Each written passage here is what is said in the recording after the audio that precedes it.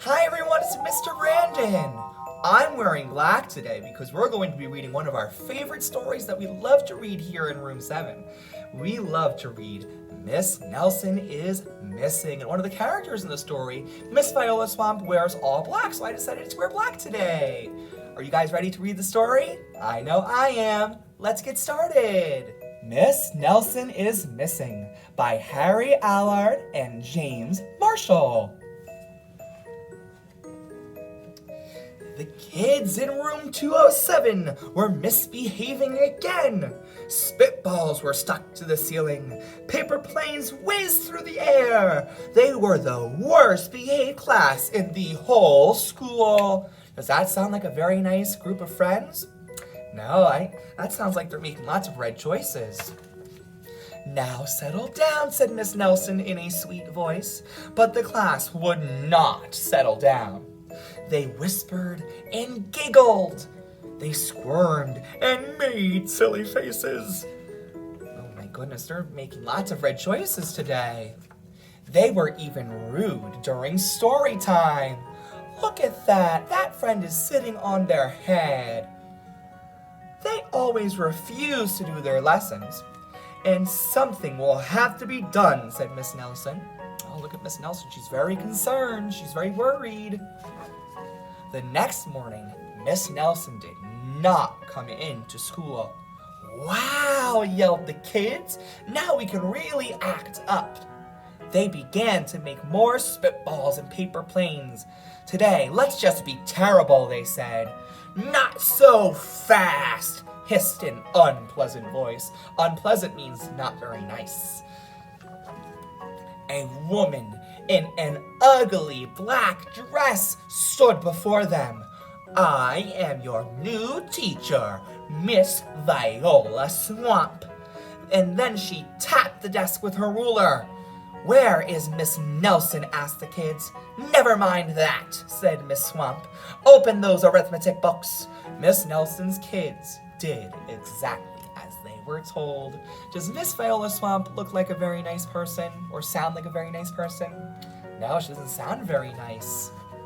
They could see that Miss Swamp was a real witch. She meant business. Right away, she put them to work and she loaded them up with homework. Look at all that homework. Books and books and books. That's a lot of homework. We will have no story hour today, said Miss Swamp. Keep your mouths quiet, said Miss Swamp. And sit perfectly still, said Miss Swamp.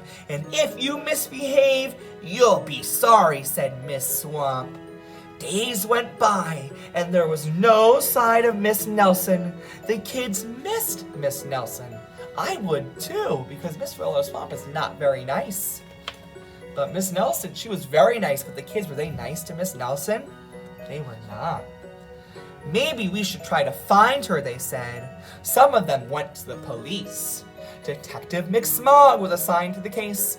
He listened to their story. He scratched his chin. He said, I think Miss Nelson is missing. Detective McSmog would not be much help. Other kids went to Miss Nelson's house. The shades were tightly drawn, and no one answered the door. In fact, the only person they did see was the wicked Miss Viola Swamp coming up the street. If she sees us, she'll give us more homework. They got away just in time. Look at that, there's Miss Viola Swamp. But why is she at Miss Nelson's house? We'll have to see. Maybe something terrible happened to Miss Nelson. Maybe she was gobbled up by a shark, said one of the kids. But that didn't seem likely. Maybe Miss Nelson went to Mars, said another kid. But that didn't seem likely either. You think Miss Nelson went to Mars? I don't think so. I know, exclaimed one know-it-all. Maybe Miss Nelson's car was carried off by a swarm of angry butterflies, but that was the least likely of all. The kids in room 207 became very discouraged, and it seemed that Miss Nelson was never coming back, and they would be stuck with Miss Viola Swamp forever. They heard footsteps in the hall. "Here comes the witch," they whispered.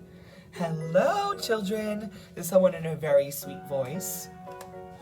It was Miss Viola Swamp. No, who was it? It was Miss Nelson. "Did you miss me?" she asked.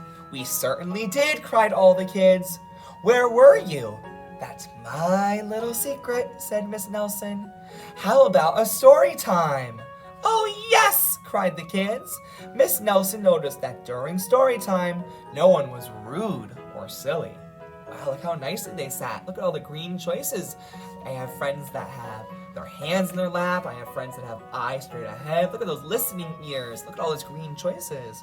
"What brought about this lovely change?" Miss Nelson asked. "That's our little secret," said the kids.